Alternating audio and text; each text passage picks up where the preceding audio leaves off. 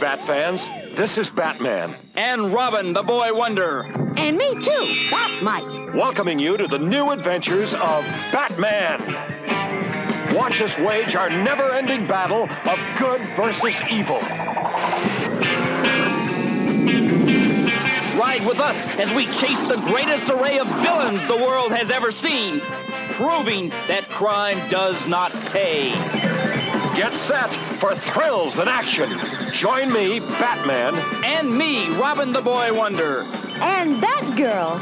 And me too, Batmite. In the super new adventures of Batman.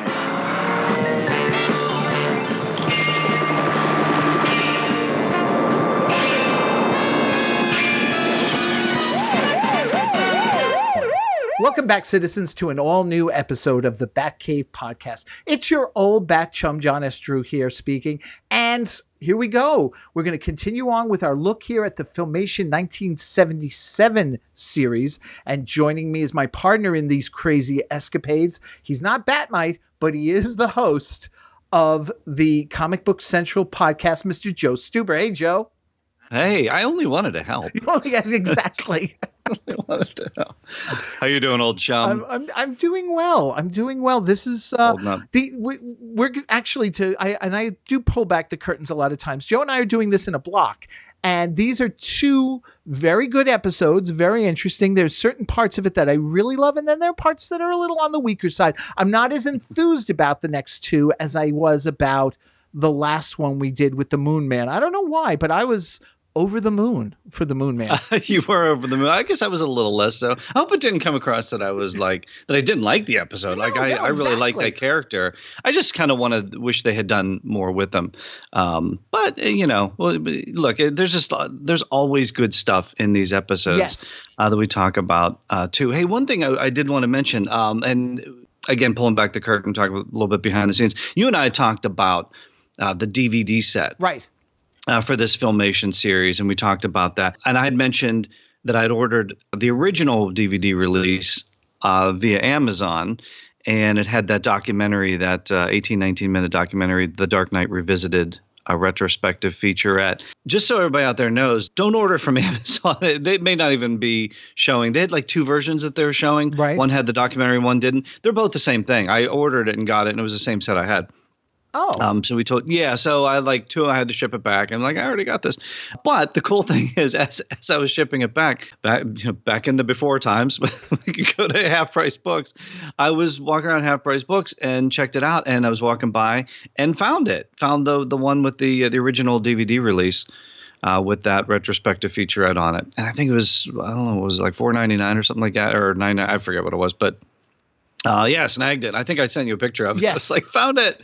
Pretty good. So I did end up getting it. It's really cool. You and I will have to probably like FaceTime it or something, or unless you find or something. Okay. But it's pretty cool. It's got Denny O'Neil on it. Ooh. Batman the Animated Series, producer Paul Dini. Mark Hamill's in it. Filmation historian Michael Swanigan, and the voice of Batmite. He only wanted to help. Lou Scheimer, the great Lou Scheimer from Filmation. Saturday morning, especially in my house, was kind of a magical time. Saturday morning was clearly kids ruled the dial. It was a big event. It was the weekly event. It was a special day. However, it was a time fraught with certain dangers, because if I spent too much time watching TV, my father would come in and physically toss me from the room, loudly screaming, "Go on, get some fresh air. What's the matter with you?" Watching cartoons all day. It was cartoon prime time. It was very, very special. And I look forward to it more than I did any other day of the week. It was fantastic. Superheroes have always been part of the Saturday morning landscape, and as Batman is one of the most best-known superheroes, he was a prominent part of that. It's the Bat Signal. Let's go. They talk about the show. It's, Mark Hamill's going on. It was interesting, too, because I had a chance. I emailed Mark about it, and I was telling him that we were doing this recap of all the episodes. And I said, it was so cool to see you popping up in this DVD release. And he said he didn't even remember doing it, because he does like a million different things, See, because I'm curious about that. I mean, I know, Paul Dini, because when we get to Batman Brave and the Bold, he writes the stuff when Batmite appears there. So I was curious what was Hamill's contribution in terms of, I guess, memories of watching it or something. Yeah, and like talking about like Filmation and just like the Saturday morning that. Yeah, it's I mean, it's just they're little brief clips. It's nothing like it's not like a Filmation documentary or anything like that. But it was just kind of like basically going back and looking at these things. And we also talk about some of the newer versions of it too.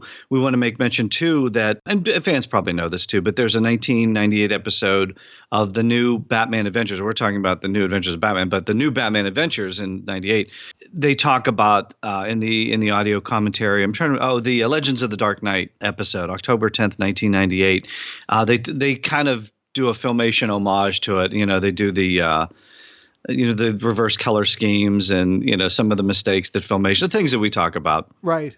On there too. That's mentioned in there. So there's that. And then when we get into the next episode, when we talk about Sweet Tooth, our buddy Sweet Tooth also makes a more modern day cameo. We'll talk about that a little bit as well too. But in Batman Brave and the Bold that you referenced too. So it's so cool that the people we know and love, the people that are putting these, whether cartoon voice like Mark Hamill or Bruce Timm or Paul Dini, that they love this series too in a weird way, that they will put these homages to them in it. It's not the greatest animated series of all time, of course, but it's just nice to know that it holds a special place in their hearts as it does ours. It may not be the greatest, but I'll tell you, it's got a lot going for it. And in some respects, it's got some firsts that, we as we've discussed, I mean, whether it's Joker's hyena, and then that being a sort of a character of sorts used in the comic books later on or in the cartoons and stuff. There's a lot going on here. And I mean, we all fixate on, oh my God, it was the series with Batmite.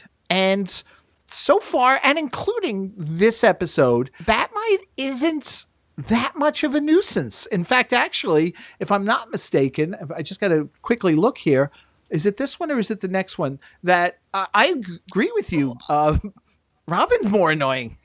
Yeah, he is. And as you'll notice, as we go through, they even notice, and I think it's more in the next one, that Batmite actually knows what he's doing in some cases. He saves the dynamic duo. He points them in the right direction. It's so weird that we're doing like a deconstruction of these episodes to reinforce the validity of Batmite's contributions to the Bat universe. But they're there, and we're definitely going to talk about them. But he's not Scrappy-Doo. No. Anybody that thinks he's Scrappy-Doo, get a grip. No. He's not. Not even close. Not even close. All right, so let's talk about this episode. It's called Trouble Identity, aired February 26th, 1977, written by Bill Danch and Jim Ryan, who I know wrote for other Filmation properties as well. And I think they've got another episode or two coming down the pike from this series. Yeah, and one of the things I love about Bill Danch is that he wrote 20 episodes of the Spider-Man cartoon from 67 to 68. Oh. So when you go back and look at that, some of the classic episodes, that's a great series. So maybe time to start another podcast, maybe. Let's talk about the Spider-Man animated series. So there's that. He also wrote episodes of Archie, Sabrina, Fat Albert, as you mentioned, the Filmation projects, Shazam. That's right. Something near and dear to my heart. He wrote 4 episodes of Shazam, including the classic episode, Goodbye, Packy. You know why that's important to me. I did a Comic Book Central commentary. Yes.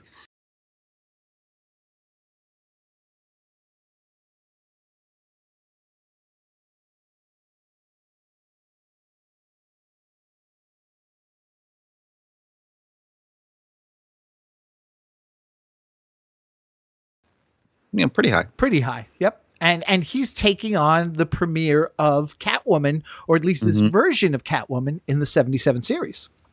Yeah, interesting you say this version, too, because it's different than anything ever. And that's the cool thing you mentioned about there's firsts and first and onlys. I don't know that there's any other version anywhere that looks like this one, right? No. Looks like this one, or I don't want to say acts. It's kind of funny because when Batman first sees her, this is the first time I ever really feel like, wow, this is Adam West 66 Batman when he's there, Catwoman, and it's like there, like that's my 66 Batman when he stresses on Catwoman there and such. But she herself with the kittens and their garb and such. I mean, we don't get thugs because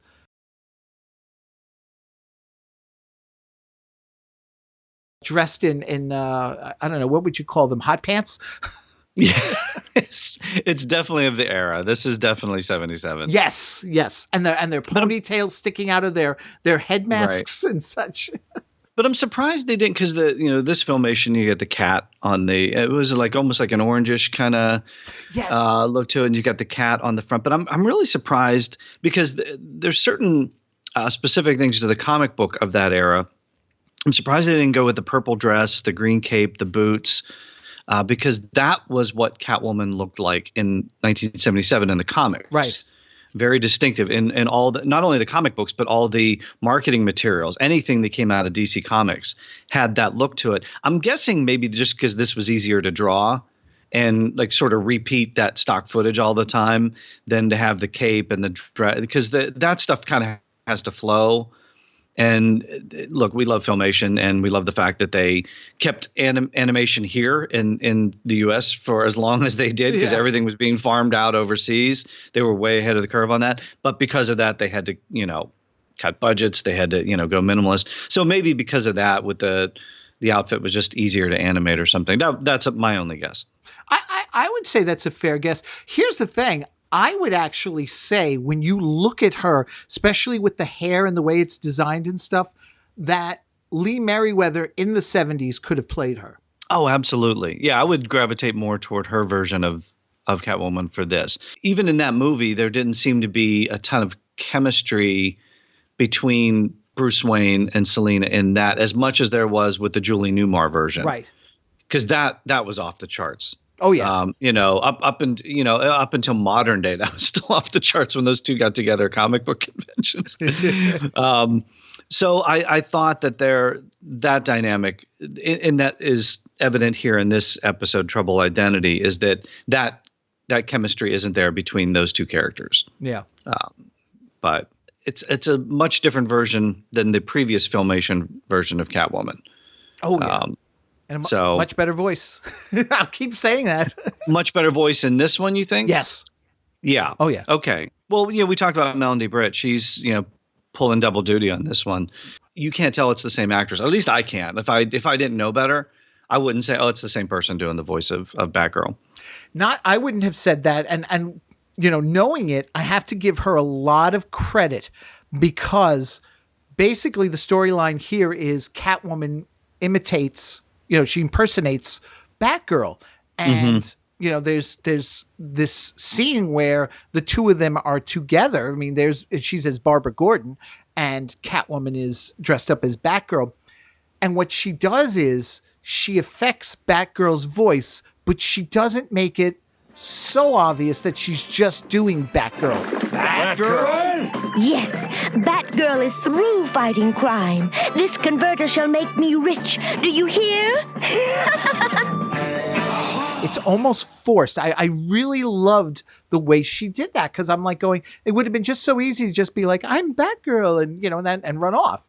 But no, right. She actually went and made an effort. If you go back and listen to that, it is Batgirl's voice, but it's Batgirl's voice as though somebody else were impersonating Batgirl. Yeah, it would have been so easy just to phone this one in. Right, exactly. And she doesn't. Yeah, I mean, because like we said, Filmation, they were just cranking these things out so fast, and you just get it done, and there's mistakes and everything.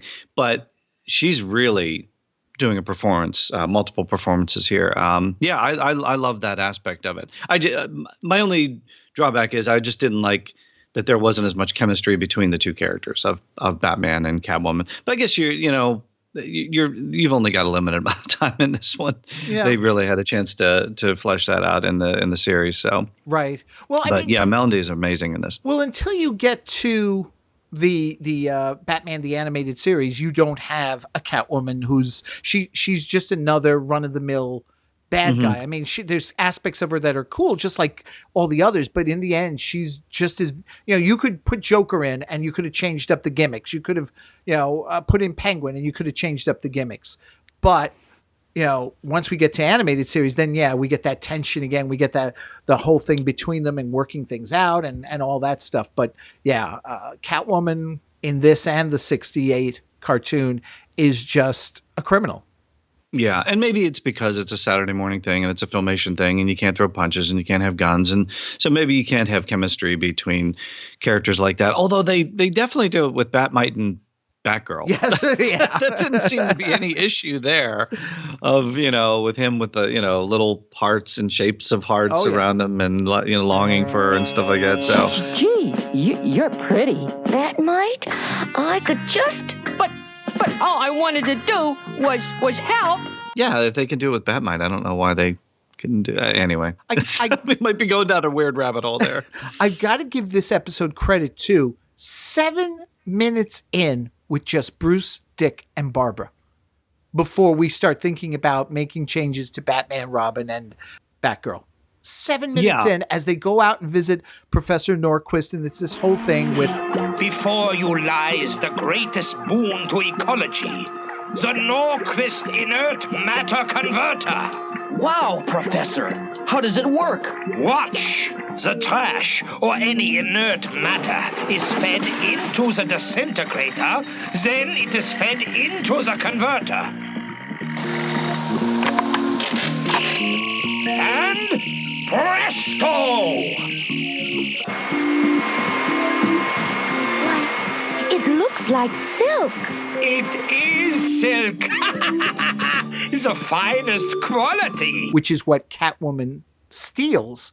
The only thing I had a problem with this whole thing was Adam West's delivery in the early minutes of the episode, because Barbara keeps going, "Where are you taking me?" And he's like, "Relax, Barbara, just leave it to me." And it's like, dude, you are creeping me out. And you brought the kid along. And it's one of those things with Filmation where you just go, okay, that happened.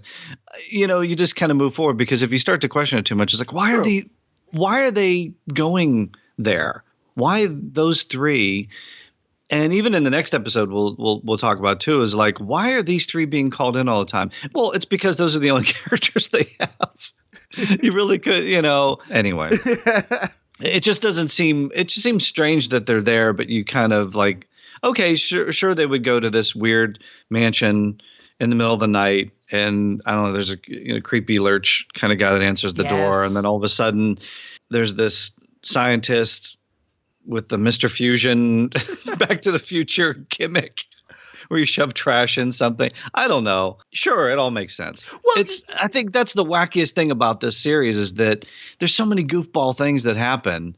You can't possibly just dissect all of them. You just have to go, yeah, this is a really weird series, and it was the late 70s, so that seems about right. Oh yeah, no, absolutely. I mean, I have questions here. I'm not expecting answers because it's Filmation. You're in the wrong place for that. But I'm looking at it, all right, and it's like, all right, we get the whole 7 minutes, we get the thing with the theft of the converter and everything, and Catwoman gets away dressed up as Batgirl, and then we get Gordon calling in Batman as Bruce and Dick and Barbara sitting in his office and such, and Batman picks up the phone, and so he's like, I'm on my way. He's like, he pretends to be Batman. He goes that part I love. I love that bit. That part I love. Loved it. That's a cool Batmite moment. I loved it, but he gets on the bat cycle, turns on a switch, and suddenly the wings that are on the sides, why are the wings flapping on the bat cycle? See, things like that I'm like, why? And then for that matter, you mean to tell me, because then suddenly the bat cycle takes off and Batman's zooming all over the Batcave. He managed to control that vehicle long enough for Bruce and Dick to get back to the mansion, go down to the Batcave, come out, and then Batman uses his courageous cat net gun. For heaven's sake, Bruce, can't you tell me what this is all about? has, superpowers. He has like all these crazy powers, so he's probably able to control it on some level. But you do have to have a level of wackiness for anything involving Batmite. Yes. Plus you get the wacky zany Filmation music and those scenes. And again, we have to put it in the era. This is Saturday morning kids show. For little kids, you had to have some kind of weird, crazy moment, and then really cool gadgets. I love the fact that we get to see some of the utility belt toys in this one. I mean, there's a ton of stuff. You got Robin's jet boots. Yes. Which I didn't realize they had. You mentioned the net gun, and it reminded me a lot of I don't know if you had this or if you saw it, but back in the day, Remco put out a toy utility belt. Barbara, I mean, I think I'd like they you had to one meet like Professor in the 60s Norquist. too, but I had the one from the 70s, obviously. Prepare And it had like a yourselves bat for clinker an gun, amazing experience. which reminded me a lot of the Batnet gun it had like in there, and it had the bat walkie-talkie. It had bat cuffs, if you got to take somebody in for questioning, Right. And a bat grappler. This was like one of my all-time favorite toys. I Googled it and like saw some things. I mean, it's like crazy expensive if you want to buy it now on eBay, but it brought back a lot of memories. And it was like, that's what I used for my Batman dress up in the day. We had like a little Batmobile, and I had a pretend Batmobile. We made a Batcave. My friends, we wrote on their attic walls. I don't know how we got away with it with their parents. It's so weird. That was ours. And I was Batman, and I had the Remco Bat utility belt. But that's definitely of this era. Right. That's where that's from. When I watch that, I go, oh, that's why I bought that, because of stuff like that, the Batman net gun and all those cool things. So that just brought back a flood of memories when that whole Batmite scene. So that was pretty cool to relive that. Yeah. I always fantasized about having a Batcave, but never did have one as a kid. Well, you had to have parents that allowed you to write on walls and stuff. Yeah. It was like, we really, because we were obsessed with the 66 series in syndication, and then this animated series. And we would just I remember drawing it had crayons, and we drew computers on the wall up there. They didn't care. Yeah. I don't know why, but that their upstairs attic, that was our Batcave. So you say upstairs, so you lived in a house. See, I was in an apartment building. Yeah. And the closest thing, and it was just part of my fantasy, even though I didn't realize it at the time. We had one of those, although it was sealed at that point by the time we were living in the apartment, but you used to be able to just open in the kitchen a door, and you could throw your garbage down the chute to an incinerator. Oh, okay. So, but it was in the apartment, but it was sealed. But I used to always fantasize. I'd be like, well, there's my bat poles. I was wondering, you didn't jump. No. Like I Kids said, do it was things, sealed. I don't know. Yeah. I was like, oh no. He's on his way to the incinerator. Right. That would have been that would have been like the Jill St. John thing when she went down the thing in the 66 series. Yes. And I wish I could remember the Adam West line. What a terrible way to go.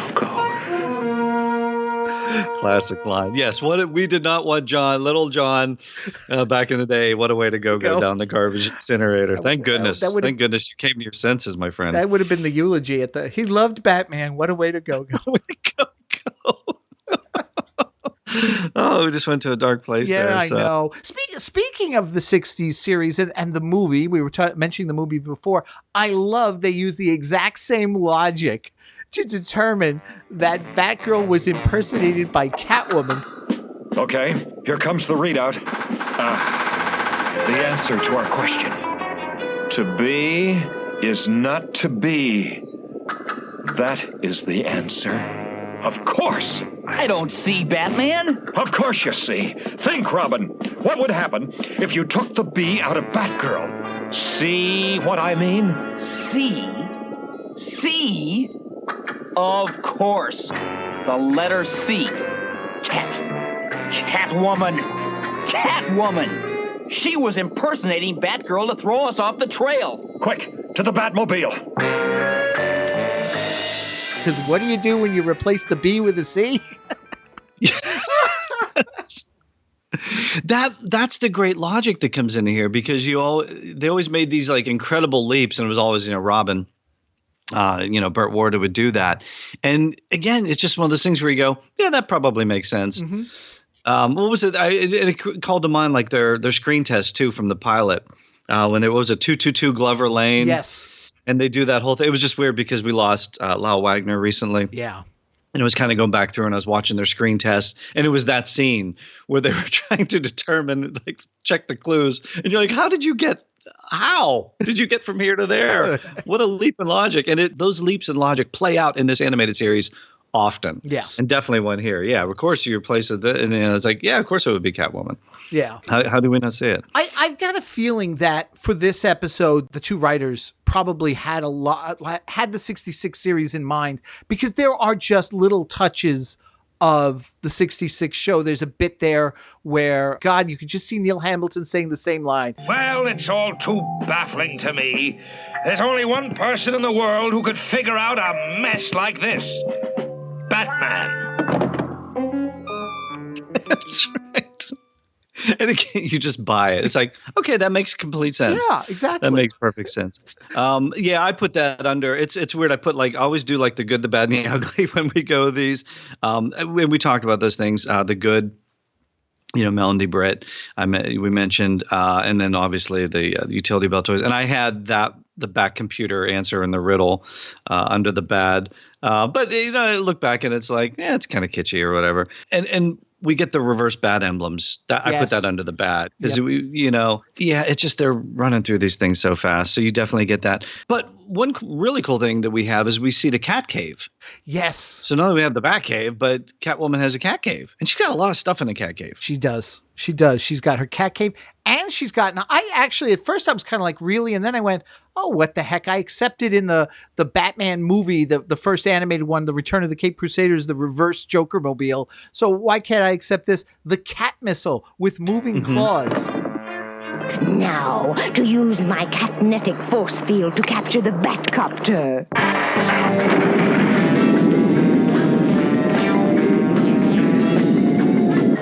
There's Shrum's abandoned warehouse. Holy magnetic missiles, Batman! Look! Sure. I loved it. Yeah, that makes sense. Why wouldn't she have that? The cat robot. We get a cat robot. Right. Hang on, Robin. A cat rocket. And again, here's another theme that's going to play out through these episodes. And it very much reminds me of the Austin Powers Dr. Evil, where he owned all these companies and they're like, you know what, if we just market this, you don't have to ask for $1 million or and if Catwoman would just patent and market the cat missile, she probably, talk to the Department of Defense. You probably get a little bit of that go. The cat robot, the cat rocket. She wouldn't have to steal things. Yes. You could make millions, and we're going to see this with a lot of the villains play out. So it's just interesting how I just keep thinking of the Dr. Evil thing. Like, if you just be a businessman, you can market a lot of this stuff. Right. Yeah, she's got so much in that cat. Like, how did she develop this? Who funded her? How, did she start like an online, GoFundMe page or something? Like, how did this work? I have no clue. I mean, but it's one of those things, like you say, we just roll with it and we accept it. Sure. Yeah. Sure, she'd have a missile. Of course. Sure. Hey, it's cat missile, so it's fine. It's fine. Yes, of course it is. So, no, I just think it's cool that we get to see the cat cave and all these different things play out. It's just different aspects of it, and just a different aspect of the character of Catwoman. Yeah, it's run of the mill villain, but you get to see just different things that we didn't see ordinarily. So that's pretty cool. Right. Exactly. And I got to say, also, plenty of Batgirl in this. She's fun. I like her. I've said it before. I like her better than the Batgirl in the 68 Filmation series because she doesn't she doesn't roll with things and say, okay, or whatever. And she doesn't let herself be, so far, we haven't seen her be girl hostage. And she's like, I have to prove my innocence. So, off she goes to do that. I really liked all that stuff. And I did like the fact that she can make with the jokes too. I've got to be careful. That mysterious call I got could be the sort of thing Catwoman might try.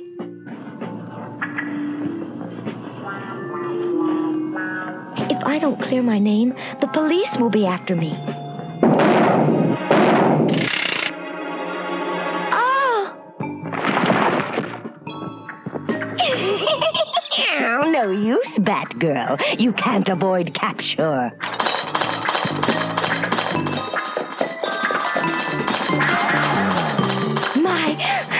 What big electric eyes you have.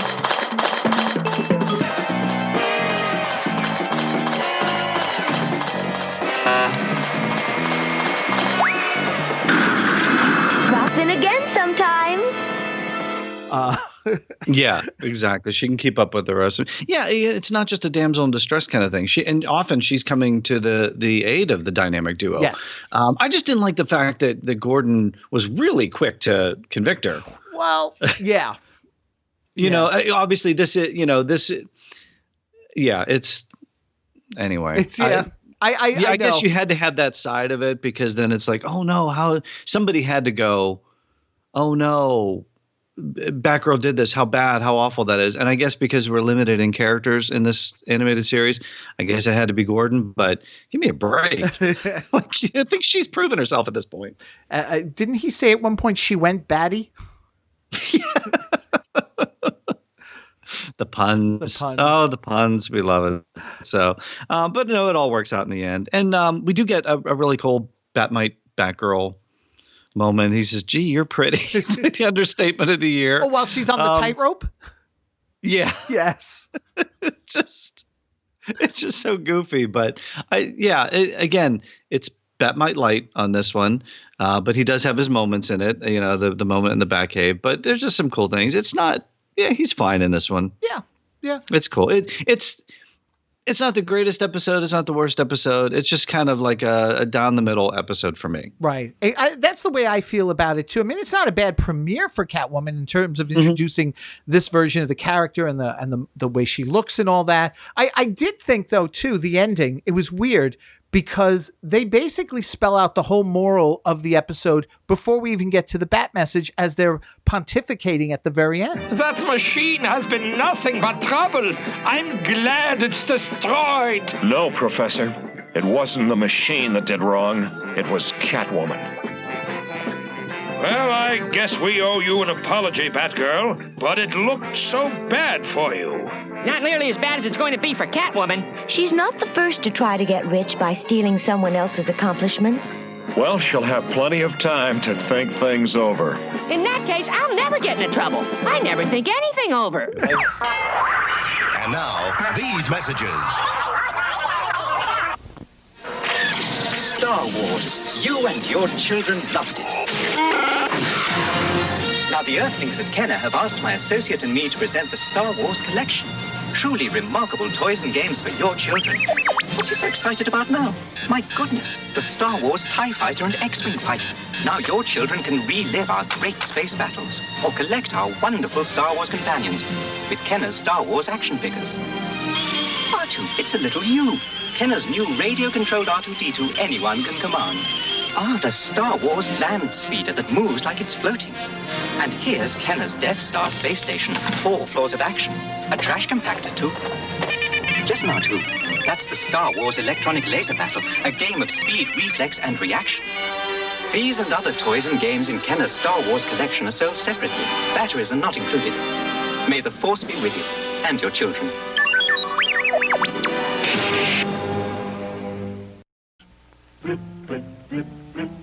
Blip is the digital game that you can take with you anywhere. With the batteries you supply, the light-emitting diode zips across the screen. You try to press the right button to send it back. An automatic readout keeps score. 2 people or only 1 can play.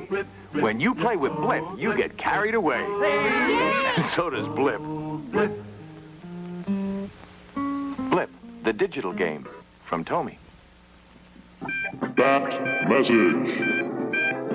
Wow, Batman, that was really a caper. If Catwoman hadn't let her greed run away with her, she would have given us an even harder time. Sooner or later, they make the big mistake. Okay, so I made the big mistake this time, but it's going to be a whole new bag from now on. Really? You'll see. You just wait until you see how I'll help you 2 out next week. The Filmation shows always have to teach you something. Right. You know, there's always an education, a person in charge of education on the show, a consultant. And they're always, even like Fat Albert taught us stuff, Shazam ISIS, they taught us stuff. So they always have the Bat message coming in. But yeah, they kind of got to that before. And the Bat message on this one is just such a throwaway. Contrary to what Gordon Gekko says, greed is bad. Greed is not good. So we have the dynamic duo telling us greed is bad. Okay. I think we knew that one before, Anyway, it is kind of a throwaway at the end there. So that to me is probably the lamest part of this animated series is the Bat message. They could have lost that. They could have. No, they could have. And it's a shame. We have all those ones, but we can't find all the ISIS ones. What's up with that? How does Filmation, like, could somebody just like raid the vault or something like that and see where these things are? There has to be some master copies. I mean, they found a lot of them. I mean, obviously, because they're on the ISIS DVD set, but there's still quite a number that are missing. Yeah. And probably with ISIS, just that term now. Well, yeah. They probably just no thought into like, hey, let's do something with this or let's spend some money. Not like Shazam. Shazam had a feature film coming out, and so they could go, oh, let's springboard off this, because if somebody Googles Shazam, they could bring up the original series. So I get the fact that they're putting more money into that one. Yeah, it's a shame that those things are a little lost to time. Like you said, we still have the original DVD set and things like that. So right. Really quick, I just wanted to point out also, because I'm watching this, as I say, on the DC Universe app. And when it was over, the DC Universe app suggested I read Batman 197, which is the premiere of the new look Catwoman. Ironically enough, as we're talking about the new look Catwoman here, the story's called Catwoman Sets Her Claws for Batman. And basically it's a story that she tries to become a good guy, Catwoman, in the hopes that she will get Batman's attention and he will marry her. The thing is, she's got this idea in her head that Batman has eyes for Batgirl, so she goes out of her way to have Batgirl doubt herself so that Batgirl will give up crime fighting. Okay, well, interesting. Yes. Did they? I love. See, I'm watching the DVD set, obviously, and you're catching it on the DC streaming. I do like the fact that they're putting some thought into that and going, hey, if you watch this, you might like this. Yeah, I love it. Comic book. And then that leads you into some of these other things. So, were they inspired by something? Who knows? Yeah. With Moon Man, I think they were. Oh, definitely. Yeah, I think that one was a little too on the nose. But, who knows? But, again, it's not this look of Catwoman. No, it's not. Yeah. No, it's not. Not at all. It's a much more skin tight. It's green. Yeah. Yes. Which I thought was an interesting, color choice. Green Catwoman. Yeah. But it is nice that we have those comics to kind of reference to. So yeah, I mean, there's different ways to get it. Again, keep an eye out for the DVD set that has it's on, you flip on the back, it'll say the documentaries on the back. So yeah, I just love the fact that we have multiple ways to watch the series. Sure. It's just this is one that could easily have been lost to time. Oh yeah, no, absolutely. Now, then speaking of that documentary, just really quick, also Adam and Bert not in it. Adam and Bert not in it. Wow. Okay. No. Interesting. So. Interesting. Yeah. No, that would have been probably. They. I'm trying to think when this was released, because they're probably doing a lot with the Batman 66 DVD set. That was coming out. There was a lot that was going into that. So, right. And again, this is more of a retrospect. It's not necessarily just specifically to this series. The series is referenced in it, and it's more of like, Batman and things like, but it's not specific to this, but it's nice that we have something about it on there. But I think the bulk of all the attention was probably going to the Batman 66 DVD set. Right. Right. Huh. Again, this is something that could have been lost to time. I don't even know. I'm hoping to get Burt Ward back on Comic Book Central. I want to talk about Crisis on Infinite Earths, him coming back for that. But I would like to chat with him a little bit about that and see what his memories are, about this show. And it's like, I don't even know if he's going to remember doing this, to be honest. That's the one thing we've never covered with him. And Legends. And frankly, I don't know why I didn't think of it the last time, but I guess it was just we were so caught up in the whole, Batusi Day and all that, the big events, that I didn't think to do it, especially right now since I'm covering the 70s, having him talking about, his portrayal of Robin then. Yeah, and I'm hoping he remembers that, because again, this is one that could easily have just been, I don't remember doing anything. We'll see. I'm gonna see if we can touch base with him at some point. But it would be cool to what was it like to work with Lou Scheimer and the Filmation project and coming back, because this is an era too where they were. I mean, you're looking at 10 years past the original series. Right. This was definitely like the car show era, the public appearance era, them showing up in costume at events. Yep.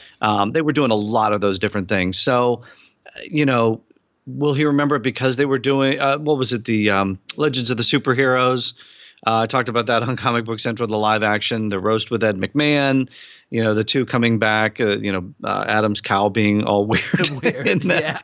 Yeah. So this is all that era right there. So, we'll see. We'll chat with them and, maybe touch base on some of these post Batman 66 projects. Right. So, all right, as we come to the end of this episode of the Batcave podcast, before we go, we've been mentioning Comic Book Central. You've thrown out some episodes here that people might want to take a look at based on what we've been discussing here. Kind of like the DC Universe app. Yes. But how in general can people get a hold of the podcast? Well, it's at comicbookcentral.net.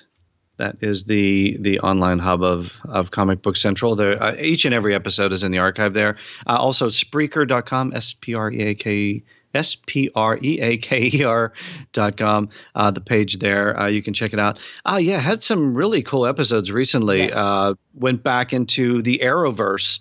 I've been in the Arrowverse for a little bit. I tend to so many people to talk to from the Arrowverse. Yeah. But had the great Michael Emerson. He was on Arrow. And for Batman fans, they know from the Dark Knight Returns animated, he did the voice of the Joker. Right. If you're a Lost fan, he was on, played Ben Linus on Lost. So we talked about a person of interest. Played the hero on that one. So very cool. And then also recently had Natalie Dreyfus on the show. She recently made her debut as Sue Dearborn, who, as comic book fans know, hopefully becomes Sue Dibney on the show, the elongated man's wife. So we talk about that. And then my most recent episode, Jesse Rath, Brainiac 5 from Supergirl. Great and he episode. Was so cool. Yeah, he was fun. A lot of stuff out there. Working on some other things right now. Just scheduling is interesting right now. So, yeah. Going through. So a lot of stuff in the pipeline coming up too, but those are the most recent episodes, so people can check those out. And again, hoping to have Burt Ward return to the show, and definitely going to ask, if I can, definitely going to ask him about, Batman 77. Right. Exactly. Yeah. So make sure you folks check it out at comicbookcentral.net. Yep. And Apple Podcast. And that's where, if they haven't subscribed to this podcast already, which they should, the Batcave Podcast, Apple Podcast, just subscribe, right, John? Exactly. I mean, just subscribe, and then you never have to worry about when episodes are there. You never have to go looking for them. I mean, if you follow us on Facebook and Twitter and all those different things, you see when we post them, when John and I post each episodes of our series. But my goodness, subscribe, and then those are just going to pop right in. And if you're looking for stuff to listen to right now, there's a lot of really cool comic booky stuff out there. Exactly. Yeah. With a lot of time on our hands here. That is true. That is true. Well, folks, stay tuned. As Joe says, a lot of great material there already and a lot of great material coming down the pipe here. In fact, our next episode, I'm trying to be better now about giving you a heads up. My plan is that we're going to do another episode of the 43 serial there with Jim Beard. He and I got together and we recorded a bunch of new episodes as well in a block. So that'll be coming along. And then following that'll probably be Dan Greenfield and I talking about another episode or another issue. We keep calling them episodes of the comic, the 66 comic series, but we don't actually say issues. We say episode because some of them are really have that feel of the Batman TV series, which is what they should do. They absolutely do. There's some boy, if you love Batman 66, there is a lot of stuff out there that's just not Batman 66 TV show. Right. And you folks are doing an amazing job of bringing that to light. So there's a lot of that stuff out there. So again, subscribe. Exactly. And there's so much cool stuff. If you love Batman, if you love Adam West, Batman, and Burt Ward, Robin, man, you guys are really bringing it. Thanks. Thank you. And speaking of bringing it, next time that Joe and I get together, we're going to be bringing you another new villain created just for Filmation 77, one of Joe's favorites, Sweet Tooth. I got a hankering for some sweets. You mean you've got a hankering for some sweets? The not Paul Lynde. The not Paul Lynde. But damn it, but he does sound like him. He did a great job with it. He did a really good job. Yeah. Especially as far as I'm concerned. So, folks, stay tuned for all that. And until next time, thank you so much for listening. Once again, Joe, citizens, take care, everybody. Thanks for listening, chums. I don't have a bat phone, but you can contact the Batcave Podcast through its Facebook page, Twitter, email at thebatcavepodcast@gmail.com.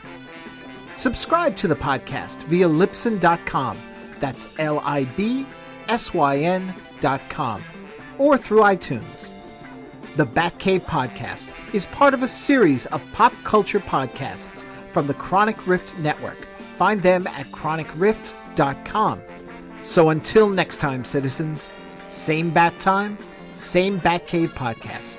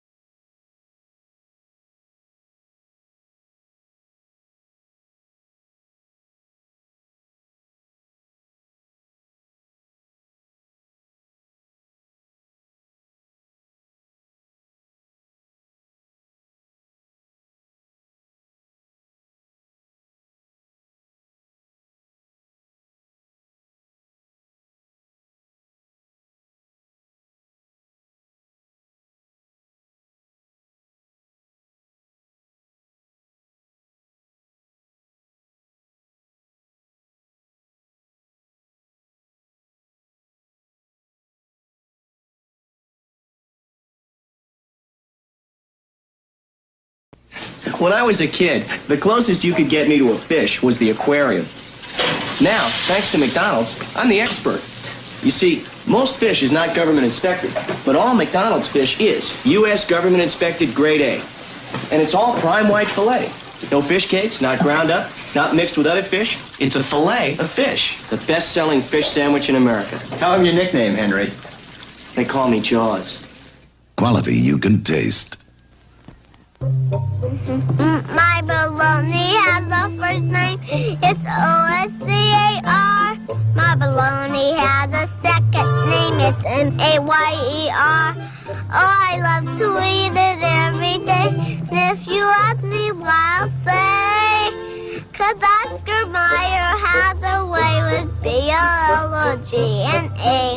Oscar Mayer, the first name in Bologna. How's that? That message. We sure had some problems with the Moon Man tonight. And they were problems that could have been solved much sooner if only Scott Rogers had been willing to discuss what was bothering him. We all have problems from time to time, and it sure helps to talk them out with people we trust. I got a problem. I can't swim. Why's that a problem? 'Cause I can't fix leaks either. Oh, no. One thing I wasn't, again, another kind of weak moment for me in this episode was the bat message. Because in Filmation, they always had to like teach you something, yes, which I like. Yeah. I do like that little kids get to learn something. This one felt really forced to me. I don't know about you. Oh, but yeah, it was like, I was like, I agree. Yeah. Yeah. But that's what I say. I say this whole thing with the bat message is just, we're Filmation. This is what we do. We've been doing it with Shazam and ISIS. I think they even did it with the Brady kids to a certain extent. So it's like, we're, and they'll continue it on with He-Man and She-Ra in the 80s. Fat Albert. Fat Albert always taught you something. Right. Yeah, they always had to like teach. And so I respect that. But this one just felt like really, it was like, hey, if something's bothering you, make sure you tell somebody about it. Because if Scott had bothered to tell somebody about what was bothering him, it would. Well, he didn't know he was Moon Man. I don't. That's the thing. He just. Yeah, exactly. He didn't. This one felt low for it. John, is anything bothering you? You should tell people about it. That's the lesson we learned from the bat message. Is there anything bothering you on your mind? Right now? No, actually, yeah. I'm your co-host can't remember the name of the character. I'm in a good mood. I mean, I loved it all. So, all right, then, as we come to the end here of this episode of the Batcave podcast, Joe, let's talk a little bit about Comic Book Central. How are things going over there? How can people, get in on this? And as you say, and I'm going to put you on the spot here. Do you remember what episode number it was that Will appeared on that we could access it? If not, I'll definitely put the links in the show notes. Yeah, that was episode 254.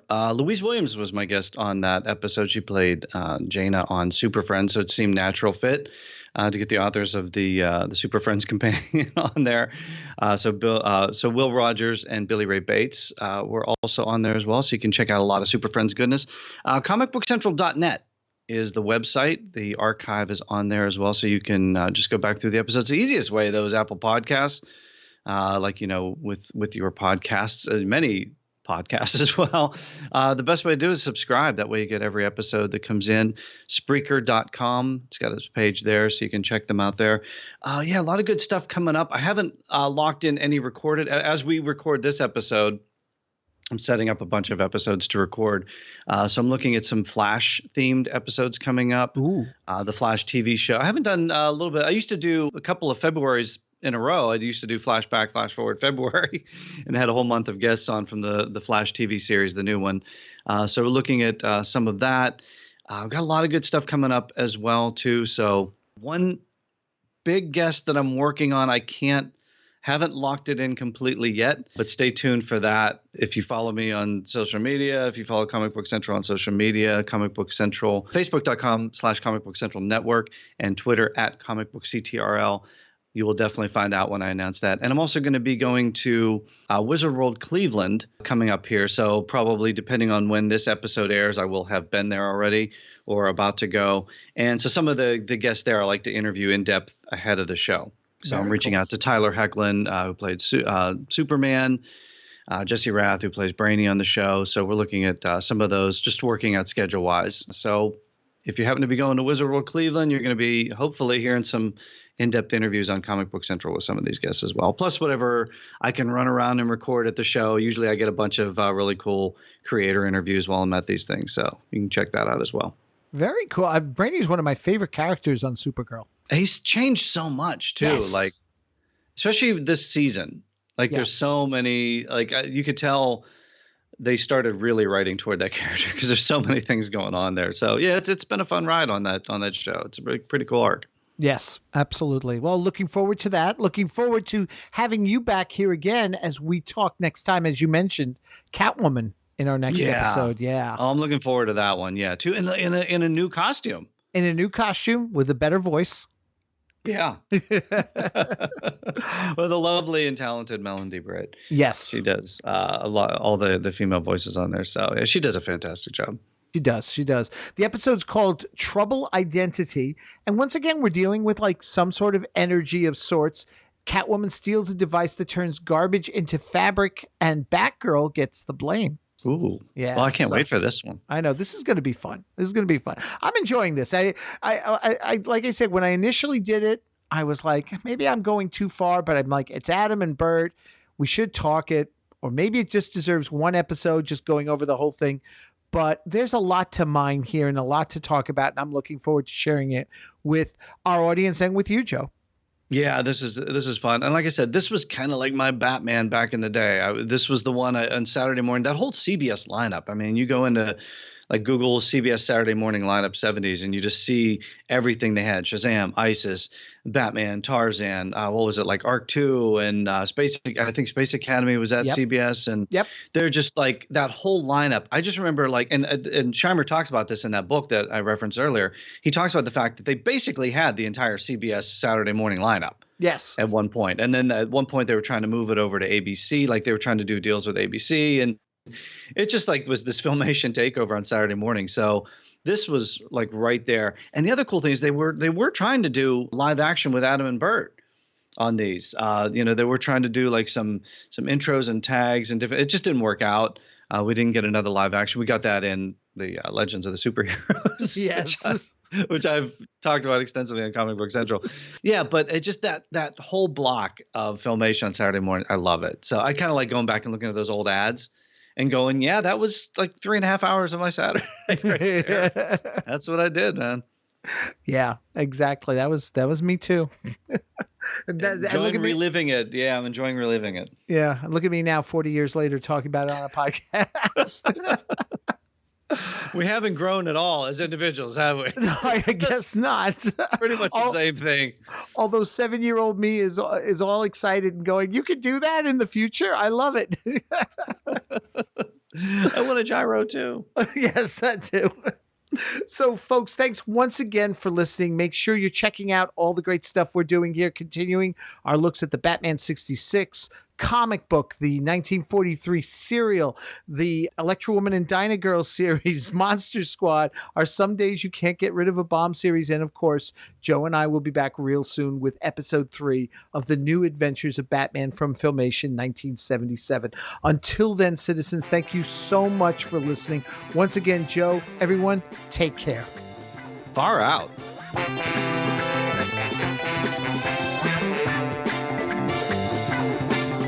Thanks for listening, chums. I don't have a bat phone, but you can contact the Batcave Podcast through its Facebook page, Twitter, email at thebatcavepodcast@gmail.com. Subscribe to the podcast via Libsyn.com. That's LIBSYN.com. Or through iTunes. The Batcave Podcast is part of a series of pop culture podcasts from the Chronic Rift Network. Find them at chronicrift.com. So until next time, citizens, same bat time, same Batcave Podcast.